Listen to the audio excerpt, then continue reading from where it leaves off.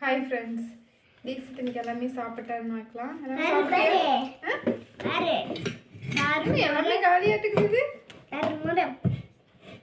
தேங்காய் பூ என் ஃப்ரெண்ட்ஸுக்கு கொடுத்துட்டேன். அதை நான் சொன்னேன்.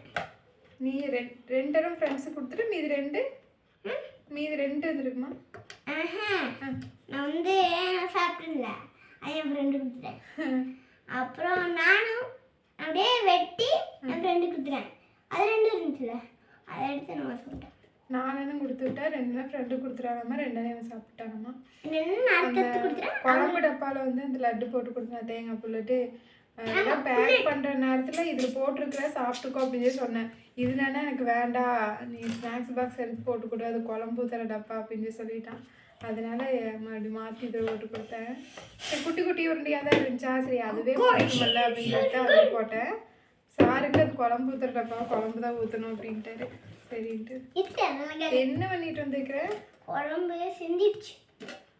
நல்லா மூடலையா?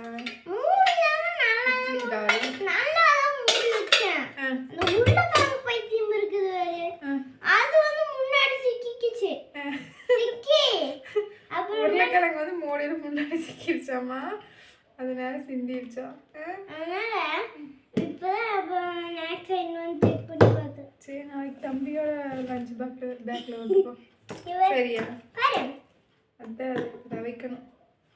ரெண்டு பப்பாளி தான் மிச்சம். பரவாயில்லையே, பப்பாளி ஃபுல்லாக சாப்பிட்டேன். பேக் நாரி போச்சு. நாளைக்கு தம்பியோட வந்து போய்க்கலாம்.